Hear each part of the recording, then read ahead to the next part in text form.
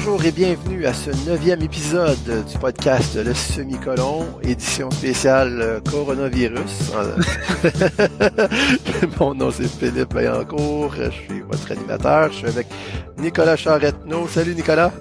Salut, ça va? Ça va bien toi?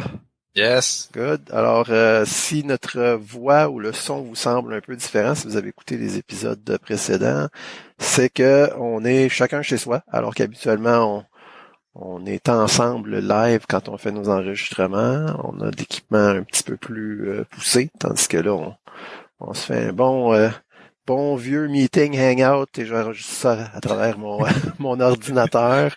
Alors, on espère que ça fonctionne bien. Aujourd'hui, on poursuit là, dans notre lancée de discussion des chapitres du livre Clean Code de Uncle Bob. On est rendu au chapitre 9. On parle des tests unitaires. Mais tout d'abord, Nicolas, tout va bien là, chez vous? Oui. T'as pas pogné le coronavirus? Non, pas pour l'instant. Okay. On va espérer que tu vas garder ça comme ça. Non, pour vrai, je fais attention. Là, je reste chez nous. La seule chose que je fais, c'est sortir le chien. Là. Ça me fait prendre l'air un peu, mais je croise pas personne. Fait que fait du bien de te voir par vidéo. Ouais, c'est le fun d'avoir certains contacts humains, mais virtuels, là, mais ouais, c'est ça. Ouais. Non, nous autres avec là, on prend ça bien relax, on sort juste prendre des petites marches une fois de temps en temps, on se tient loin du monde, puis on va espérer que ça va passer, puis qu'on est déjà dans on a fait on est quoi, c'est la semaine 3, je te dirais? Je pense c'est la 3e officielle. Ouais, c'est ça. Ouais. Non, exact. C'est la 3e officielle. En espérant qu'on a fait la moitié au moins, là, puis qu'on s'en va vers le mieux. Mais bon, OK, on va parler de programmation, ça ne nous empêche pas de faire ça. Puis on parle de tests unitaires. J'ai trouvé intéressant sa petite introduction du chapitre sur les tests unitaires, là, où ce qui explique que dans le fond, c'est quelque chose de relativement nouveau dans le monde de la programmation. Tu sais, si tu figures que la programmation informatique, ça se fait depuis, je sais pas, là, genre les années 50. 70 ans. Ouais, tu sais, mettons, là, dans le temps, il y en avait juste 2 qui en faisaient, mais mettons, ouais, c'est quand même assez sérieusement depuis les années 70, mettons, là. Ouais. Et avant, même, on peut dire, mais dans le fond, les tests unitaires de façon très systématique, puis surtout en utilisant la méthode du TDD, là, on reviendra sur ce que c'est exactement. Ça fait pas bien plus qu'une vingtaine d'années que ça a pris pas mal de popularité. Ouais, puis on s'entend que ça a dû, dans les débuts, prendre la popularité avec ceux qui géraient des gros systèmes, puis qu'il y avait besoin de maintenir ces systèmes-là, puis qu'ils cherchaient des solutions justement aux problèmes qu'ils vivaient. Fait qu'on s'entend avant que ça soit adopté par les plus petites entreprises, par les développeurs qui travaillent seuls, ou en tout cas tous les différents cas qui peuvent exister. Ça a dû prendre du temps avant que ça se transmette vers les développeurs avec moins d'expérience, on peut dire ça. Fort possiblement. En tout cas, ça serait logique de penser ça. Puis, tu vois, c'est intéressant parce que lui, dans le fond, il explique que c'est juste à la fin des années 90 là, qu'il est tombé sur la pratique systématique là, des tests unitaires et surtout du TDD, qui est dans le fond, le TDD, c'est Test Driven Development. C'est écrire tes tests avant ton code de production.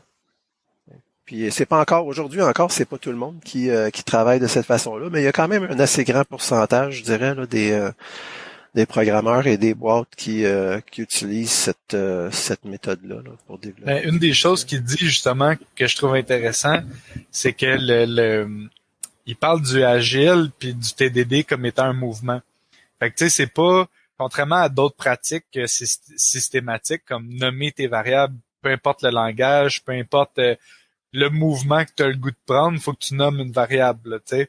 Mais le TDD, c'est une sorte d'approche envers les tests unitaires qui tu peux adhérer comme tu peux ne pas adhérer. Tu sais, moi personnellement, le TDD, quand j'avais entendu parler de ça, puis je n'avais parlé avec quelques collègues il y a quelques années, on parlait tout le temps du TDD comme une méthode d'apprentissage, mais c'était pas pratique courante. Puis avec le temps, puis tu sais, c'est relativement nouveau avec Bamboosoft, mais avec le temps, j'ai l'impression que crime, c'est très, très, très, très applicable au quotidien, même en fait, surtout pour du code de production qui va être offert à un end user puis qui s'attend à une certaine stabilité de ce qu'il utilise, tu sais.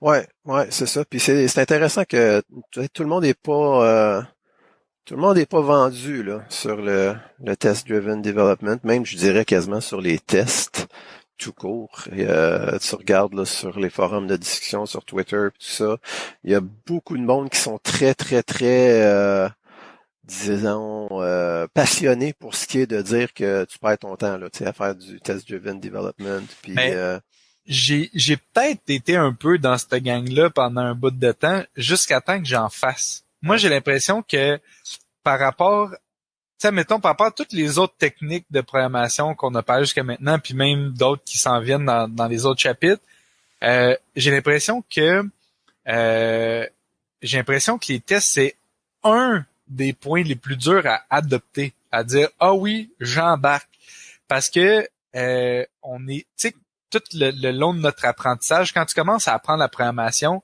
c'est clairement pas dans tes débuts que tu apprends à faire des tests. Là. Tu sais, au début, tu as juste de la misère à concevoir c'est quoi un array, puis t'es comme bien pris dans juste essayer de comprendre c'est quoi ça.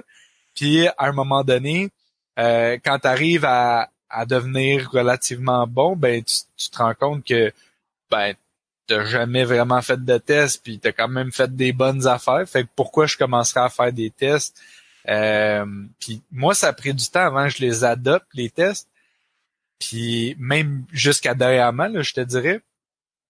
Puis c'est ce qui a changé le plus la façon que je code pour le mieux, je dirais. Puis l'autre chose aussi, c'est que en écrivant les tests, ben je me rendais compte que hey, dans le fond, j'avais une approche relativement similaire sans faire de tests, sauf que pendant que je codais, j'étais tout aux poubelles. Je perdais tout ce qui était dans ma tête, tout le contexte du pendant que je codais, je le jetais aux poubelles, fait que je devenais un peu le seul à se rappeler de comment cette chose-là avait été pensée ou etc. Là. ouais, je comprends. Intéressant. Peut-être pour nos auditeurs qui sont moins familiers avec le TDD, le Test Driven Development, là, on peut peut-être juste dire que généralement, là, ceux qui le pratiquent de la façon, si on veut, officielle, il y a comme 3 règles qu'il faut respecter pour vraiment dire qu'on fait du bon TDD.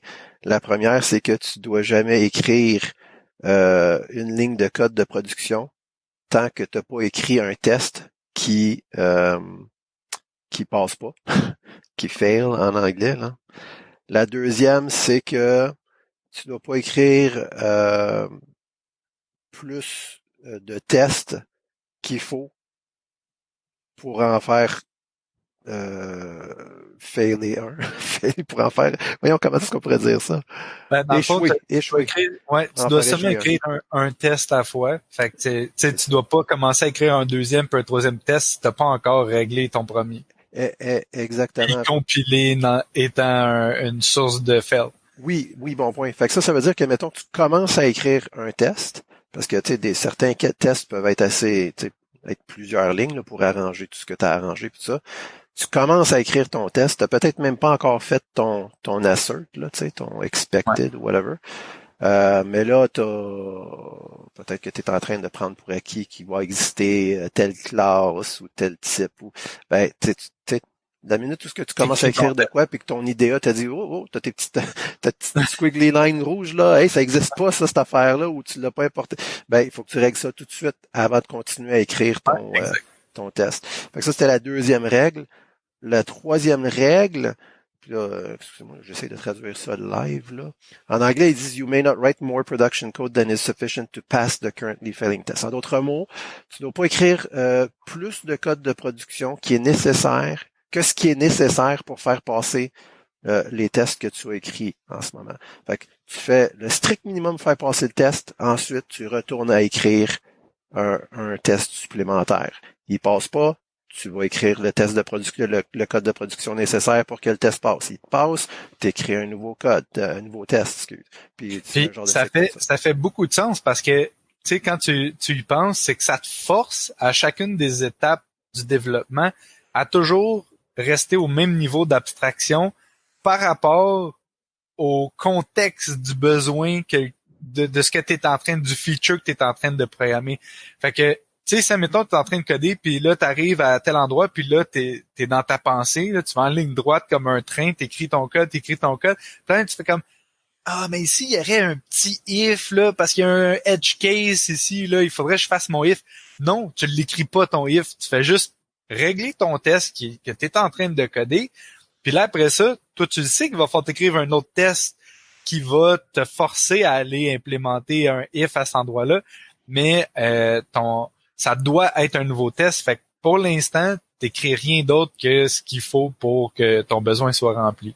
Ouais, c'est ça. Et puis lui, il dit dans le fond que si tu opères de cette façon-là, qu'on appelle des fois Red Green Refactor, là, comme, en référence aux couleurs quand les tests passent ou non là, dans notre IDE.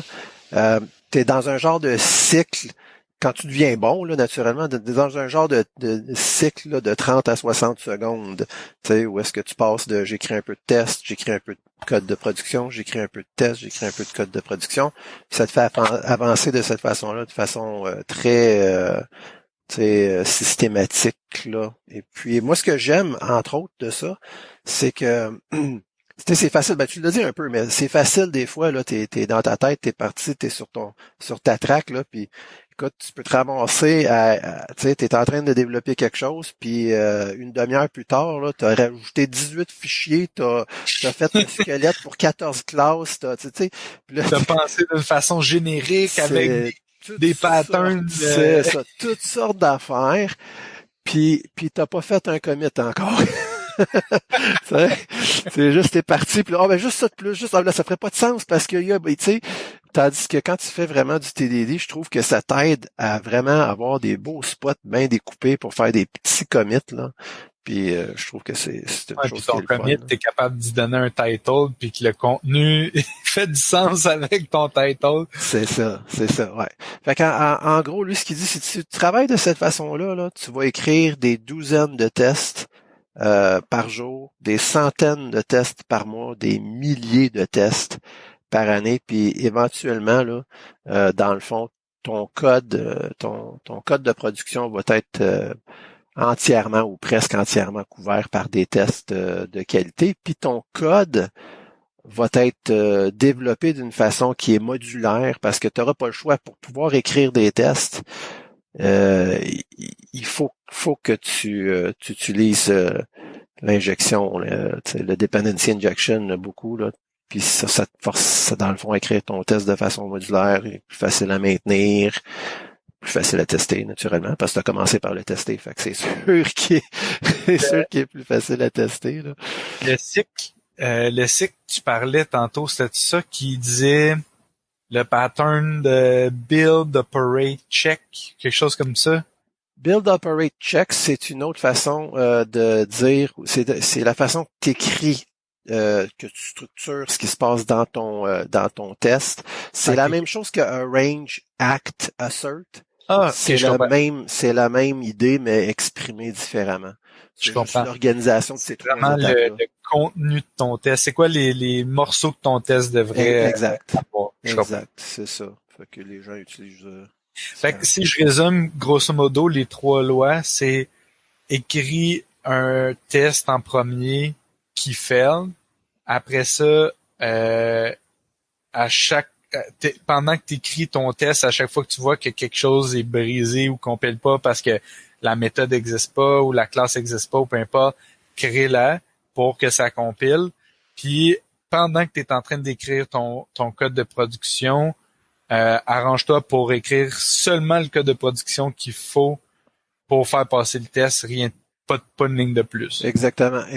Je ferais juste préciser que comme tu as dit, si tu te rends compte pendant que tu écris ton test qu'il y a il y a une classe qui n'existe pas, puis que fait que là, ça build pas ou whatever, fait que va la créer. Mais souvent, tu vas te ramasser plutôt à faire des abstractions. Tu sais, fait que peut-être que là, tu vas t'attendre à recevoir ou tu as besoin de tel type, mais t'es pas obligé de nécessairement aller créer le type comme la classe, du moins la classe concrète, là, tu sais. Des fois, c'est juste une question de faire l'interface puis de te faire un mock, là, Ouais, exact. un stub, whatever. Mais bon, c'est ça. Parce que des fois, les gens, ils pensent, ah, mais là, j'ai pas fait ça. Tu sais, je suis en train de tester telle affaire, mais ça, je vais avoir besoin de telle autre classe, mais là, je l'ai pas faite. Puis là, c'est comme ça que tu te ramasses, tu sais, Ah ouais, non, c'est ça, exact. à faire ton programme au complet pour pouvoir faire un test. Mais ce que j'ai l'impression, c'est que, mettons, en tout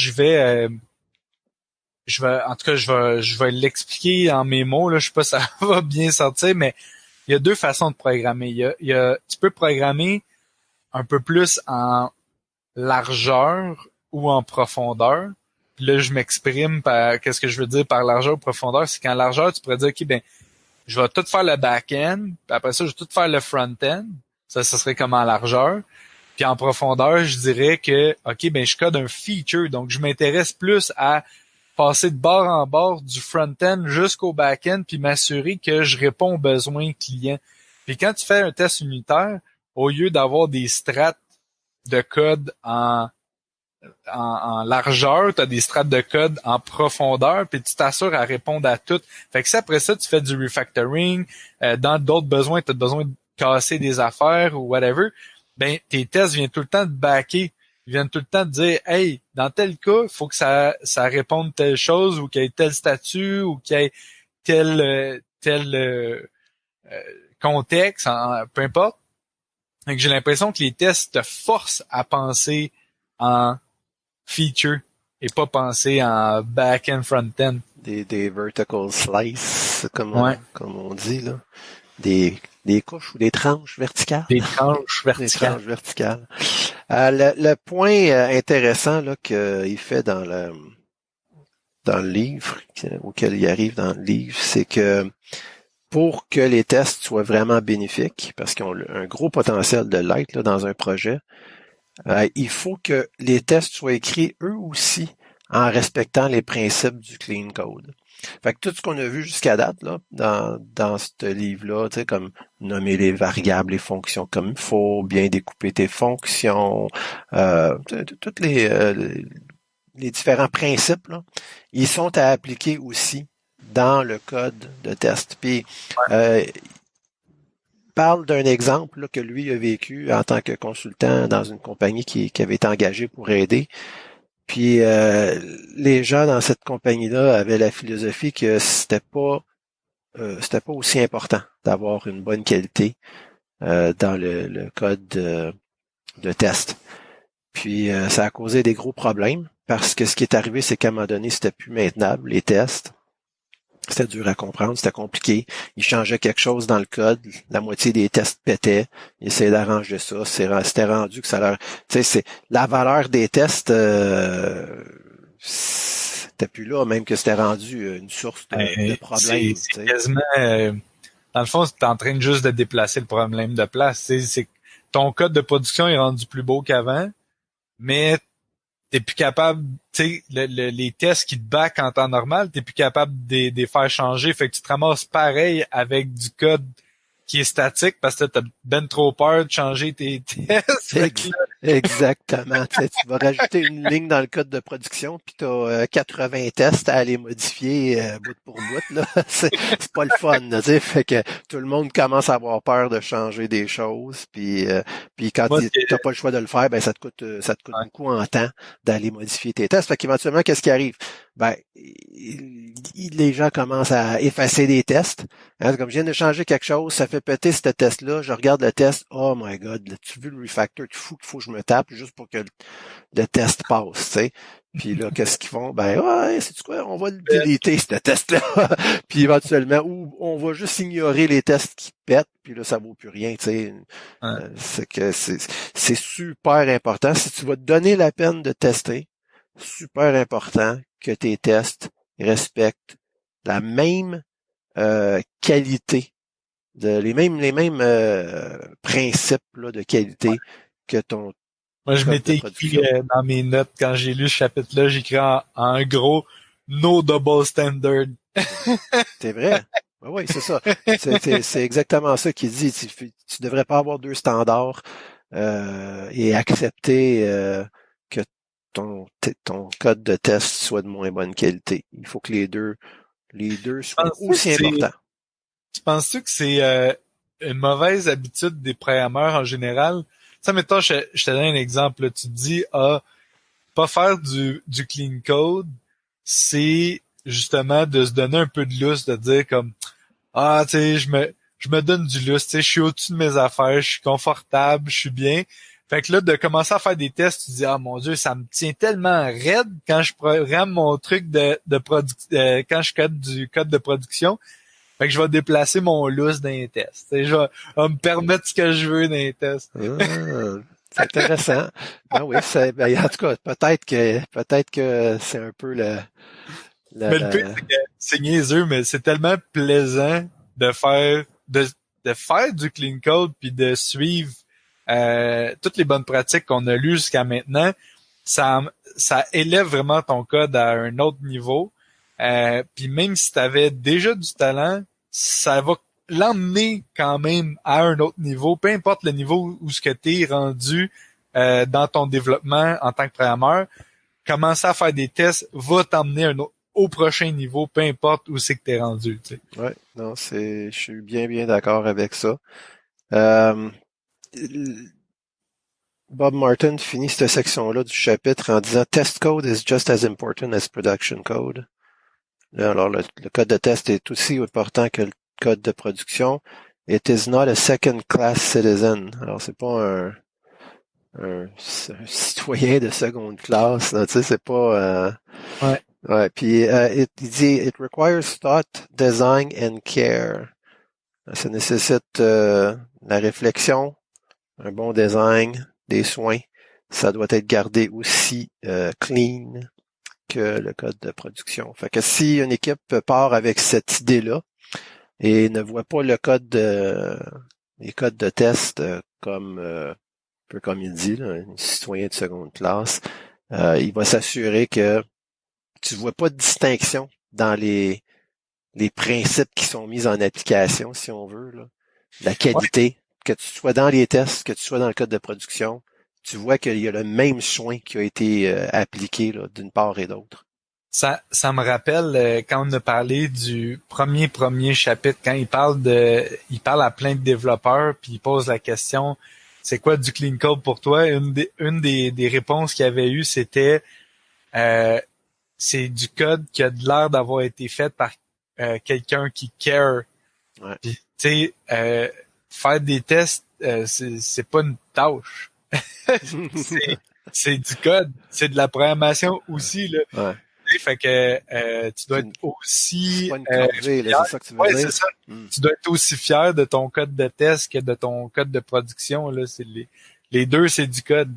Ouais. Puis il y a une bonne raison comment dire, d'être fier puis de voir ça comme quelque chose d'important, puis de vouloir s'appliquer. Puis ça, c'est ce qui expose dans la prochaine section du chapitre, quand il dit test enable the abilities, là. Ce qu'il voulait dire, dans le fond, c'est que ça l'ouvre les possibilités en grande partie. Parce que ce qu'il dit, c'est que si tu n'as pas des bons tests, des tests bien écrits, tu n'auras pas la confiance d'aller faire des changements dans ton code. N'importe quel changement est une source potentielle de nouveaux bugs et de destruction de features qui fonctionnaient avant. Tu sais, quand tu as un bon set de tests là, qui couvre tout ton code de production, tu te sens, t'as pas peur. T'as pas peur de rentrer dans le code puis faire OK, là, je m'en viens rajouter telle affaire ou on change telle chose. Puis tu sais que t'as tes tests là, qui sont là pour assurer tes arrières si on veut. Là. Mais quand t'es as pas, Ouais, non, tu te sens exactement. Puis paralysé. c'est un peu comme l'exemple qu'il disait tantôt avec le code de la compagnie qui considérait les tests comme étant comme du code seconde classe, là. C'est qu'à un moment donné, en ayant des tests qui sont sales, là, des dirty tests, c'est équivalent, sinon pire, que pas avoir de tests. Parce qu'au final, ce que ça fait, c'est que justement, tu as laissé plein de trous dans tes tests, ou il y a même peut-être d'autres de tes collègues derrière toi qui se sont mis à couper des tests, à en enlever, etc. Puis toi, t'arrives, mettons, comme un développeur dans le système, t'es certain que tout est testé partout, mais là, ça te donne une fausse confiance. Puis là, tu te dis, ah ben, il y a des tests, fait que je peux aller changer des trucs, tu roules les tests. Ah, c'est cool, les tests y passent, fait que ça veut dire que mon code il est bon. Ouais, mais il y a pas un maudit test qui a touché à ton code. Fait que t'as quand même passé. Ouais, c'est vrai ça. Fait que ouais, c'est vrai, on l'avait pas dit, mais c'est un bon point. Si t'as l'idée que mes tests sont pas beaux, mais au moins je n'ai. C'est pas une bonne pensée. T'es quasiment mieux de pas en avoir que d'avoir des mauvais tests, là, dans le fond. Là. C'est un peu ça qu'il disait. Ouais, c'est intéressant. Fait que qu'est-ce qui fait d'un test, ou de test, là, ou comment je vais reformuler ça. Qu'est-ce qui fait qu'un test est clean? Les Golden Rules. Les Golden Rules. Puis c'est quoi, c'est les Golden Rules? Un assert par test.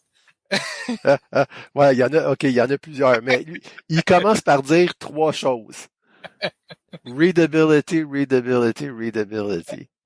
En d'autres mots, selon lui, la chose la plus importante là, pour les tests, c'est que ça soit lisible. C'est qu'il soit facilement lisible. Clair, simple. En fait, pour revenir à ce qu'on disait tantôt, les tests devraient, là, ça devrait peut-être pas, mais si, admettons, on avait à le concevoir de cette façon-là, les tests devraient être, à la limite, encore plus clean que ton code de production, parce que c'est ça qui va te permettre que ça soit modulable, qu'éventuellement, tu n'auras pas peur de modifier tes tests, d'en ajouter d'autres, puis de comprendre pourquoi ils cassent quand ils cassent, parce que tu vas, en lisant le test, ça va dire qu'est-ce que le test essayait de tester, tu sais. Ouais. Fait que je suis complètement d'accord. Lisibilité, lisibilité, lisibilité. Puis juste pour mettre un petit bémol à ce que je viens de dire, là, c'est pas vrai qu'il faut que tes tests soient plus clean que ton code de production. En fait, il faudrait toujours que ton code de production soit aussi clean. Mais si t'avais à choisir, je pense que tes tests devraient probablement être encore plus clean que ton code de production. C'est pas fou, ça. J'y avais jamais pensé de cette façon-là, parce que, je veux dire, je pense qu'il n'y a jamais personne qui se retrouve à faire ce genre de choix-là, si on veut, là. Mais c'est vrai. C'est si tu avais à choisir, ça serait il y aurait probablement plus de valeur à t'assurer que que ton code de test soit. Je prends l'exemple, mettons, aussi niaiseux que ce qu'on faisait aujourd'hui ensemble. Tu sais, tu te dis, OK, on arrive dans du legacy code, là. Puis legacy est un grand mot, mais en tout cas, t'arrives dans du legacy code. Puis là, tu regardes ça, puis là, tu te dis, OK, bon, avant de changer quoi que ce soit, je veux pas rien casser, je vais aller me faire des tests. Moi, je suis pas mal sûr que nos tests vont être bien plus clean que le production code qu'on va avoir refactor, parce qu'à un moment donné, on peut pas se mettre à tout refactor le code base au complet, là, tu sais. Ouais, surtout, oui, c'est vrai que surtout dans un contexte comme ça où ce que tu t'en viens dans du code existant, puis si c'est du code existant qui est pas trop clean aussi, quoique le code comme le code que toi tu touches, là, et tu devrais faire l'effort de. Ouais. Mais tout ce qui est autour, effectivement, là, ça va rester au niveau de qualité que c'était avant que tu viennes faire tes changements. Ouais, intéressant. Tu as parlé de Build, Operate, Check tantôt. Ouais. Tu décris ça aussi comme étant un pattern qui contribue à ce que le code de test soit lisible. On l'a dit vite, là, puis j'ai parlé aussi du Arrange, Act, Assert, qui est essentiellement la même chose, mais dit différemment. Veux-tu nous expliquer un peu c'est quoi ce pattern-là? Grosso modo, quand tu crées ton test, tu veux probablement tester une classe précise puis une méthode précise. puis tu veux t'arranger pour contrôler tout l'environnement dans lequel le test va fonctionner. Fait tu veux moquer, en d'autres mots, tu veux moquer tout ce qui pourrait être variable alentour de ton test pour limiter au maximum les variantes pour tester vraiment le use case que tu essaies de tester. Fait que ce qui arrive, c'est qu'avant d'agir, ou le act, qui est comme la deuxième étape, avant d'agir, tu as tout un genre de setup à faire pour contrôler l'environnement. Fait que là, c'est là que tu commences ton test en faisant tout ton arrange. Fait que le arrange, c'est vraiment le début de ton test qui est, OK, là, je stage toute ma classe, mes méthodes, mon DI, toutes mes affaires pour dire, OK, regarde, je le mets dans l'environnement exact du use case que je veux tester. Après ça, act, c'est là que je m'en vais rouler la méthode qui est supposée de faire quelque chose. Fait que souvent, le act, c'est pratiquement tout le temps juste C'est un appel de méthode. c'est un appel de méthode. Puis là, après ça, le assert, ben c'est justement de vérifier, une fois que cette méthode-là a été appelée, c'est quoi qui a été touché. Fait que ça peut être aussi niaiseux, mettons, je vais prendre l'exemple super commune d'une calculatrice, ben t'as envoyé tel input, puis ça t'a donné tel résultat, fait que là, t'assertes quel résultat. Mais des fois, ça peut être aussi complexe que de dire, bon, ben, ça l'a appelé combien de fois la méthode un tel de telle interface que j'ai moqué? Ou est-ce que telle méthode a été appelée en back-end? Ou est-ce que le type de telle interface a été a fini à tel type, par exemple? Fait que il y a une infinité d'assert, mais à l'assert, c'est juste de dire, OK, t'as nommé ton test d'une certaine façon, fait que t'as dit dans tel contexte, quand on fait telle chose, je m'attends à tel résultat, ben dans le assert, ça devrait faire exactement ce que le nom de ton test, dans le fond, le contexte de ce que tu essaies de tester. Fait que c'est vraiment arrange, act, assert, comme les 3 A. Exact. Ou build, operate. C'était quoi déjà? Build, operate. Puis check. Ouais, ben, dans le fond, c'est la même affaire. Ouais. Ouais, c'est ça. C'est exactement la même chose. C'est juste des noms différents. Il parle dans le livre, dans ce chapitre-là. Moi, j'ai trouvé ça super intéressant, là, de Domain Specific Testing Language. En d'autres mots, c'est que on devrait, avec le temps, là, comme on écrit de plus en plus de tests, se ramasser avec un genre de langage propre à notre suite de tests, dans le fond. Ouais. Ça, c'est vraiment intéressant. Comment, excuse? Genre de naming convention? Non, ça va plus loin que ça. Ça va plus loin que ça. La section, c'est le Domain Specific Testing Language. Là. Je ne sais pas si tu le vois dans ton livre. Là. Mais essentiellement, c'est un set de helper function ou helper class pour t'aider à setter tes tests, à faire tes tests. Tu sais, tu l'as dit quand tu as expliqué un petit peu le arrange, act, assert. Souvent, là, le act puis le assert, ça va être relativement... Souvent, ça va être juste une ligne. C'est pas rare. Mais le arrange, par contre, lui, là, ça peut se ramasser à être un gros monstre, parce que tu peux avoir à tester des affaires qui nécessitent tout un environnement, là, tout un contexte. Fait que quand tu as plusieurs tests à écrire pour tester des choses qui sont similaires en concept, mais que tu fais toute ta mitaine, si on veut, mais tu te ramasses avec des fonctions de test qui peuvent être assez grosses, difficiles à lire, parce que tu as différents niveaux d'abstraction à l'intérieur de ça. Fait qu'à la longue, ce que tu vas commencer à faire, c'est tu vas regrouper certaines de ces opérations-là, si on veut, dans des fonctions, ou même éventuellement dans d'autres classes. Puis tu vas te mettre à utiliser ça. Factory. C'est un peu ça. C'est ça. Dépendant là, de comment est-ce que tu arranges tes affaires. Puis tu te ramasses avec un genre de langage qui est propre à tes tests, si on veut. C'est le fun quand tu penses à ça, parce que au final, on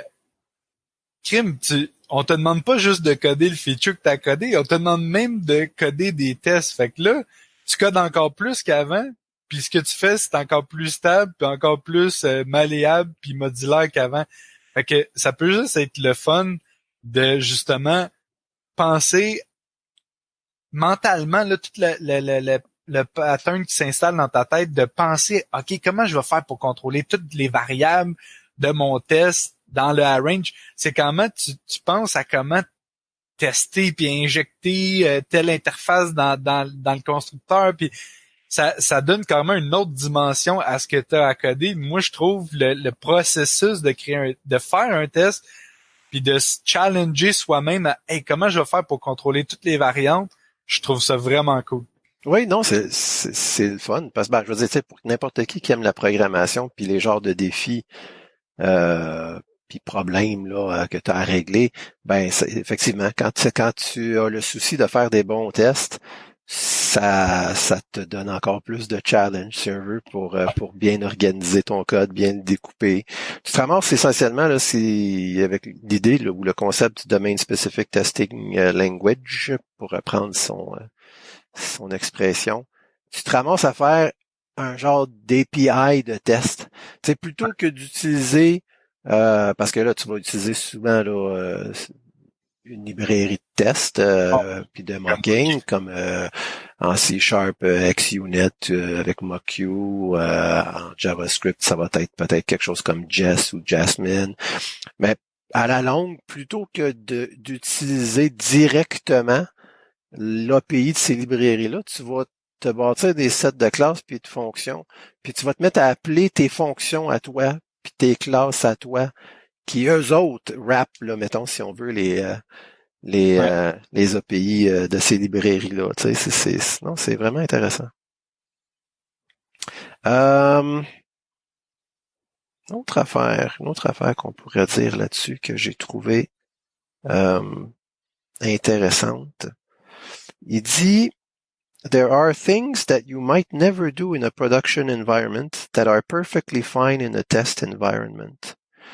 Usually they involve issues of memory or CPU efficiency, but they never involve issues of cleanliness.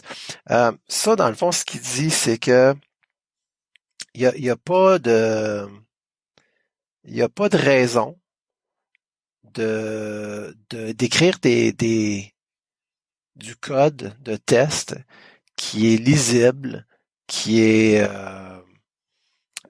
comment je pourrais dire ça? Ah, OK, on va faire ça simple. Essaye pas d'optimiser tes tests, la façon d'écrire tes tests là, pour la rapidité d'exécution. Parce que t'es pas dans un environnement de production. C'est pas important. Ce qui est le plus important, c'est que ça soit lisible, puis facilement utilisable. Puis t'as une belle opportunité, en fait, là. Tandis que dans certains environnements de production, t'as pas le choix des fois d'écrire du code qui, tu sais, si tu avais pu utiliser certaines fonctions ou API, ça serait plus lisible, mais là, tu n'as pas le choix parce que c'est peut-être du embedded ou je sais pas trop quoi, puis là, il faut que tu ailles à un niveau plus Puis bas. encore là, tu sais, la plupart du temps, ce que quand tu vas écrire des unit tests, ça le dit, c'est unitaire, test unitaire. C'est relativement petit ce que tu vas tester. Fait que souvent, ce qui va arriver, c'est que si tu as testé un certain résultat d'un array, par exemple, ben, tu vas pas te faire un array de 400 000 lignes, là. Tu vas te créer un array avec 3-4 éléments, avec les cas que tu essaies de tester, puis le résultat. Parce que tu veux juste asserter une chose. Fait qu'en partant, si tu mets dans ton array 400 000 lignes, puis qu'il y a 400 000 cas, ben ça devrait être 400 000 unit tests à la place. Fait que probablement que tu n'auras jamais des problèmes de performance au niveau de tes tests de ce côté-là. Par contre, si on s'en va plus dans une autre direction, puis on dit OK, là, on fait des tests d'intégration ou des stress tests au niveau de justement, tu veux poker un API que tu es en train de créer au max, ou tu veux faire un performance test justement pour des systèmes embarqués, whatever, tu peux quand même faire des sortes de unit tests si tu veux qui testent de la performance. Mais je pense que, mettons, ce qu'on parle en ce moment, là, qui est vraiment comme le juste commencer à en faire des tests, je pense que effectivement c'est lisibilité avant tout. Là. T'auras jamais de problème de performance dans tes tests. Là. Ouais, non, c'est ça. Autre règle, t'as parlé des règles d'or, puis ouais, je pense que tu l'as dit, hein, one assert per test, là. Ouais. Tu l'as mentionné tantôt. Essentiellement, ce que ça veut dire, c'est que ça peut devenir tentant et facile. Des fois, tu veux tester peut-être une fonction. Puis là, tu te dis, ben, ça serait bien que je teste cette fonction-là, qu'elle réagit de telle façon quand je lui passe tel input, mais avec tel autre input, elle devrait me donner ça, puis avec tel autre input, elle devrait me donner ça. Ça peut être tentant parce que des fois, c'est de la job, justement, la portion range d'un test. Là, tu te dis, ben là, j'ai tout fait mon setup, là. Ben, je vais faire tous ces tests-là, tous ces asserts-là dans cette fonction de test-là. Fait que assert que si, assert que ça, assert plus, tu te ramasses à mettre 4, 5, 6 asserts dans dans ta méthode, dans ta fonction de test. Généralement, lui, il est pas dogmatique par rapport à ça. Il y en a qui le sont. Lui, il l'est pas, mais il dit quand même que généralement, tu devrais minimiser au maximum le nombre de asserts par test. Idéalement, juste avoir un assert par test. Puis, pourquoi tu penses que c'est une recommandation qui est faite, ça? Ben, je pense que en partant, la raison pourquoi un assert par test, c'est justement pour te forcer, toi, le développeur qui est en train de penser au use case, à tester un seul cas. Fait que, tu sais, ce qui va arriver, c'est que normalement, si tu assertes deux choses, ça veut dire qu'il y a deux besoins. Ça veut dire que probablement, il va falloir que tu codes deux bouts de production code. Fait qu'en partant, si tu as deux asserts dans ton test, il y a des bonnes chances que tu n'as pas fait de TDD. Il y a des bonnes chances que tu n'as pas commencé par écrire ton test pour répondre aux besoins. Parce que en partant, si tu y vas en TDD, tu vas écrire le nom de ton test pour dire, OK, bon, c'est ça que j'essaye de tester. Parce que tout le reste de tes décisions dans ton test vont toutes prendre un alignement qui est en fonction de c'est quoi que tu es en train d'essayer de tester. Fait que là, quand tu vas implémenter les méthodes, tu vas créer les classes, tu vas implémenter les members qui te manquent pour ton test, ben tu vas répondre juste aux besoins du test. Puis là, le danger, c'est quand tu as fini d'écrire le test, tu te dis, ah ben, j'ai déjà tout le setup qu'il me faut pour juste tester le petit use case qui est à côté. Fait que là, je vais ajouter un assert. Mais normalement, tu es supposé, théoriquement, si tu n'as rien à changer dans ton test pour faire un deuxième assert, ça veut dire que probablement que ton deuxième assert n'a aucune valeur parce que ton premier assert est déjà en train de faire pas mal la job là, de ce que tu es en train de tester. Possiblement, effectivement. Non, c'est des très, très bons points. Il parle de... Il a comme mis sur pied un genre d'acronyme là, pour quelques principes à essayer d'appliquer dans les tests. C'est FIRST, F-I-R-S-T. Donc F, c'est pour fast. Alors il dit que les tests devraient être rapides. Ça devrait rouler vite. Puis là, c'est pas autant une question de performance là par test individuel, mais l'idée, c'est que tous tes tests au complet, quand tu les roules, ça devrait rouler relativement rapidement. Parce que si c'est pas le cas, les gens ont tendance à pas vouloir les rouler. Et surtout si tu essaies de faire du TDD, tu sais, on a parlé du genre de cycle de 30 à 60 secondes, là, où est-ce que tu écris du test, t'écris des tests, t'écris du code de production. Ben, si à chaque fois que tu roules tes tests, faut que tu attendes 1 minute et demie, ça te tentera pas trop d'en faire du TDD, là, tu sais. L'autre, le I, c'est independent. Puis ça, je sais que moi, je me suis fait... Ça m'est souvent arrivé de me faire mordre par celle-là. C'est que tes tests devraient pas dépendre les uns des autres. Puis des fois, là, quand tu commences à essayer d'organiser tes tests, puis d'enlever de la duplication, puis tout ça, ben là, plutôt que tu dis, mettons, OK, bon, je suis dans cette classe-là, j'ai plusieurs fonctions de test, je teste pas mal toutes la même chose, mon setup se ressemble dans chacune de mes méthodes, je pourrais peut-être extraire ça, puis créer le bidule, ou je sais pas trop quoi, la classe un tel, à l'extérieur de ça. Mais là, tu oublies que, ouais, c'est parce que si tu crées pas une nouvelle instance à chaque test, ben, ça garde son state, là, puis il y a de quoi qui marche pas dans le test d'après.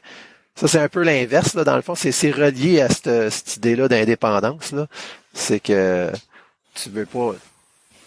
Dans certains cas, c'est que tes tests dépendent pas les uns des autres, mais ton setup, tu te rends compte que oups, ça bleed, là. Tu sais, c'est le setup d'un test se ramasse à impacter le test suivant.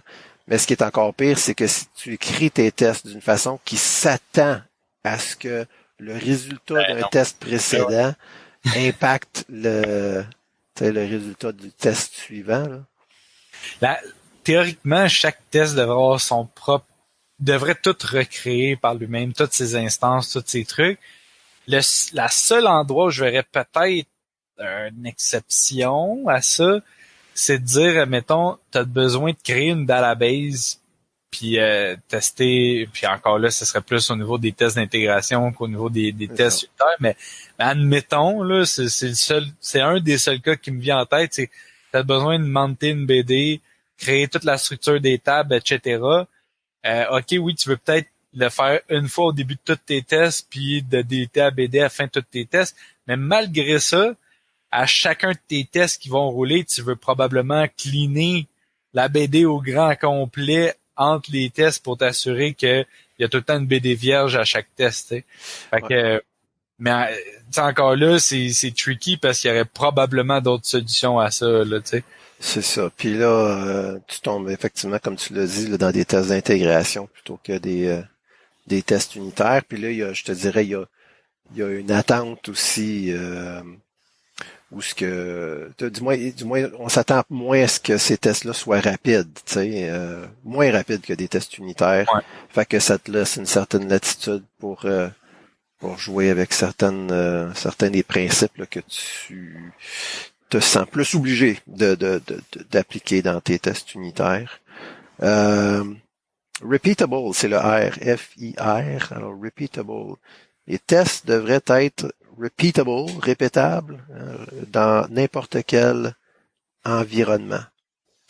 Ça veut dire si t'es en train de développer sur ta machine, sur ton ordinateur, ton poste local, là, les tests ils passent. Ben, ça devrait être les mêmes tests qui roulent, mettons, dans ton CI, là, sur un serveur quelconque, puis dans l'environnement de production, l'environnement de staging, de test, de QA, ça devrait être la même suite de tests qui puis elle devrait passer si elle passait sur normalement là, ça devrait être pareil, tu sais.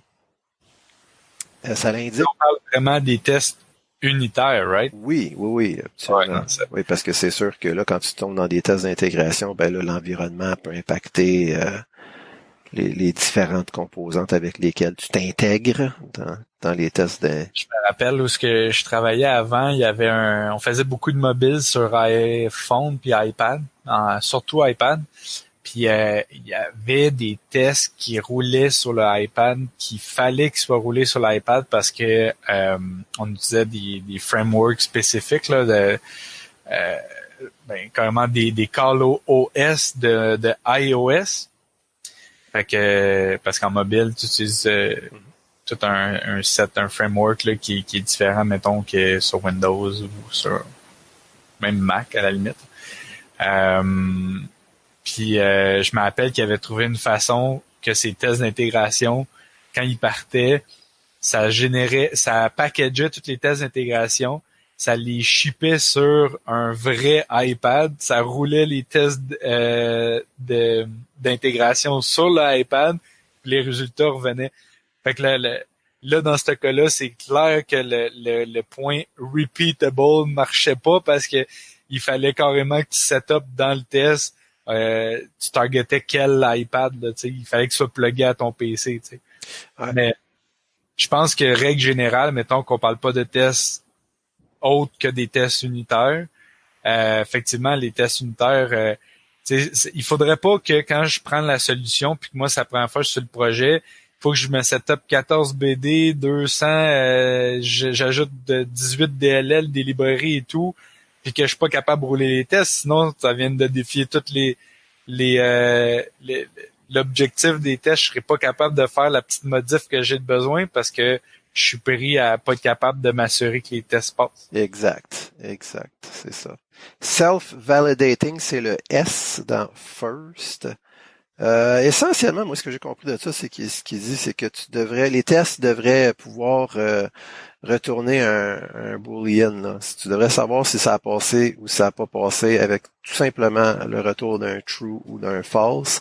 Tu devrais pas être obligé de d'éplucher un log quelconque, d'aller ouvrir un fichier quelque part ou faire toutes sortes de choses complexes. Là. Ça devrait être très, très simple puis nécessiter rien d'autre que le test comme tel là, pour avoir le résultat. Ça fait du sens quant à moi. Je trouvais ça un peu bizarre, mais il y a peut-être été un temps où parce que je connais pas de librairie de test qui fonctionne pas comme ça, tu sais. Mais il y a peut-être été un temps où il y avait d'autres façons là, de fonctionner pour des tests. Probablement, là, tu sais, ça devait, si je peux utiliser cette expression-là, dropper tous les résultats de test juste dans un gros log file, puis là, c'était à toi de scroller dedans, les voir s'il y avait des fails à quelque part, d'écrire CTRL F fail. Mais ouais. Je vois pas. Ce point-là, pour moi, il vient comme un peu d'emblée. Si tu commences à faire un peu du unit testing, puis que tu lis un peu sur Internet comment le monde font, tu vas tomber très rapidement sur une librairie de test, puis ce point-là est comme automatiquement réglé. Là. Ouais, exactement, c'est ça. Fait que j'ai trouvé ça intéressant, mais en même temps, c'est ça. C'est dans. Il manquait un S pour faire first. Ah, c'est ça. C'est bon. Ben, il donne un exemple, tu sais, il donne un exemple, là, tu sais, tu devrais pas être obligé de comparer manuellement deux fichiers texte pour voir si le test a passé. Tu sais, fait qu'on peut s'imaginer que tu as genre un fichier de contrôle, puis là, tu roules ton test, puis ça produit un fichier. Puis là, faut que tu regardes les deux fichiers pour essayer, j'ai-tu reçu ce que je t'ai supposé de recevoir, là, tu sais. Ouais, ça peut être pour des cas. En tout cas, moi, perso, je suis jamais tombé encore sur un cas comme ça. Là. Non, moi non plus.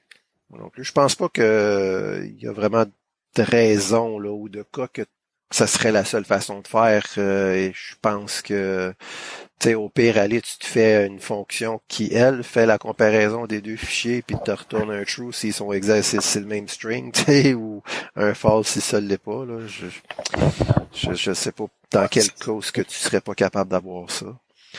Le T dans first, timely. Alors, les tests unitaires devraient être écrits tout juste avant le test de production qui les fait passer. Ça, j'ai trouvé ça intéressant qu'il rajoute ce concept-là de... Parce qu'on a déjà parlé de ça au début du chapitre, là, quand il décrit les trois règles du TDD, là. Mais il revient dans son acronyme en parlant devrait être écrit juste avant. T'sais, il met l'accent sur ça. Je trouvais ça intéressant. Là. Je pense que si jamais t'as pas lu le chapitre au complet puis tu veux juste te rappeler de l'acronyme, ben en lisant l'acronyme, t'es sûr de retomber sur le T qui te rappelle que ça fait partie des étapes d'écrire un bon test, c'est d'écrire ton test avant. Ouais, c'est peut-être juste pour marteler le point, effectivement. Mais il donne une bonne raison, là, dans le fond, de s'assurer de toujours écrire, de faire du TDD finalement, hein, d'écrire tes tests juste avant le test de production. C'est que si tu le fais pas, tu vas peut-être écrire du code qui va être difficile à tester. Puis là, si tu arrives à... Tu sais, mettons que tu pars avec l'idée, oui, je veux faire des tests. Je veux faire des tests unitaires, mais moi, le TDD, ça me tente pas. Fait que là, je vais écrire mes affaires, puis je testerai après. Mais il y a des bonnes chances que tu te rendes compte que le code de production... Comment? Que ça soit plus testable. Oui, c'est ça. Exactement. T'as pas écrit ton code de production d'une façon qui est facilement testable, puis là, t'arrives pour écrire tes tests, t'es comme... Ah, j'avais pas pensé à ça, mais là, c'est tout fait. Fait que c'est il y en aura pas de test. Ou il y en aura juste 3 au lieu de 10. Ouais, c'est ça. Ouais. Parce que, tu sais, si tu écrit ton test, si tu écrit, admettons, là, que tu as fait juste ton code de prod, puis après ça, tu vas écrire ton test.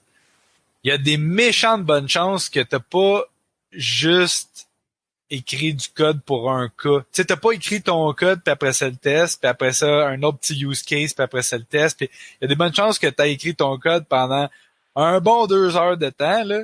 Puis là, t'arrives à la fin, puis là, mon Dieu, il y a 80 if à tester, puis 200, j'exagère, mais il y a des bonnes chances qu'après ça, t'ailles oublier des use cases, puis tes tests couvrent pas vraiment 100% de ce que tu viens de coder en prod. Définitivement, ouais, pour l'avoir fait moi-même. C'est définitivement un risque. Non, non, c'est bon. En tout cas, c'était un bon chapitre sur les tests unitaires. Ça, c'est quelque chose que moi, je continue de travailler puis de développer. Euh, c'est vrai qu'il y a une certaine barrière à l'entrée, je dirais, là, pour ce qui est de faire du TDD. Les gens, des fois, en ont peur ou trouvent que c'est trop de job, ou ils essayent un peu, puis là, ils se disent, ben mon Dieu, ça me prend bien plus de temps pour faire le même travail. Mais c'est parce que c'est le genre de choses, moi, je trouve, là, puis je commence à être plus habile là, avec le TDD, les tests unitaires. Puis c'est à ce moment-là, quand on a fait pendant un petit bout, quand t'as persévéré, là, t'as passé par-dessus le ben c'est-tu moi ou ça me prend juste comme 20 fois plus de temps à faire ce que je faisais avant? C'est comme n'importe quoi qui est nouveau, t'es pas bon au début, tu sais, Ouais. tu cherches, tu fouilles, t'es pas familier avec l'API de la librairie de test, t'es pas familier avec les concepts, mais quand tu s'en fais pendant un bout, puis que tu deviens meilleur, même bon, ça devient très agréable. C'est pas beaucoup plus demandant en termes d'investissement en temps par rapport au temps que tu sauves en étant beaucoup plus certain qu'il n'y a pas de bug dans ton euh, dans ton code. Moi, j'avais un gros misconception des tests avant de commencer à en faire. Je faisais probablement partie de ceux qui disaient pourquoi on fait des tests, etc. Ça a pris vraiment beaucoup de temps avant que j'adhère.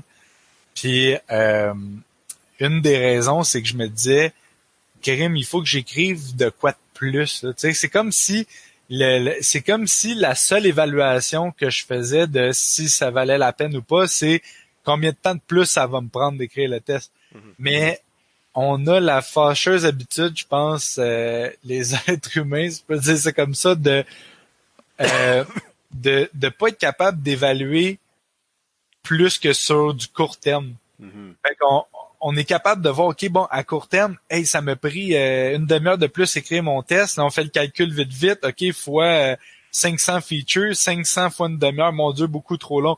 Non, attends, là, viens pas extrapoler le temps que ça t'a pris écrire ton premier test sur l'ensemble de tous tes tests, parce qu'écrire ton premier test, c'est probablement le plus long. Tu as tous les premiers arrange, justement, quand il parlait de te créer un language spécifique par rapport à ton test, oui, ça peut prendre un certain temps au début, mais théoriquement, ton premier feature, tu vas déjà être rendu à 8-10 tests, puis ton deuxième feature, tu vas être déjà rendu à une quarantaine de tests. Ben, déjà là, tu es en train de récupérer sur ton investissement parce que t'as pas, en tant que développeur, tu n'as plus à tout te rappeler des maudits use cases de l'infini du passé pour pas rien casser. Tu es juste capable d'avancer, d'avoir le contexte courant de ce que tu as développé. Tu le développes, puis les tests, ils backent tout le reste des use cases du passé. Ouais. Fait que en conclusion, là, le mot de la fin, si c'est pas quelque chose là, que pour nos auditeurs, là, que c'est pas quelque chose que vous avez eu l'occasion de développer et d'essayer sérieusement, là, plus que juste tu sais, juste dire je vais l'essayer vite, là, puis l'abandonner, mais donnez-vous la peine, faites-vous une faveur, puis donnez-vous vraiment la peine d'apprendre à travailler de cette façon-là. Je pense que même si peut-être vous vous ramassez pas à l'utiliser à tout coup, vous allez grandir. Il y a beaucoup à apprendre là, en tant que développeur à utiliser cette façon de travailler là. Est-ce que tu es d'accord avec ça, Nick? Absolument. Puis même si t'as essayé puis t'as pas réussi, réessaye. Puis réessaye jusqu'à temps que tu réussisses parce qu'il y a vraiment une grande valeur à faire des tests. Super, excellent. Fait que merci beaucoup, Nicolas, d'avoir partagé cette heure de confinement coronavirus avec moi à discuter de code et de unit test. Un gros merci à nos auditeurs. On espère que vous êtes en sécurité, que vous avez passé à travers la crise et que vous êtes de retour au travail et à vos activités. En tout cas, nous autres, on poursuit. Alors, le prochain épisode va être sur les classes, le chapitre 8, le chapitre 10 dans le livre de Clean Code. À la prochaine! Salut!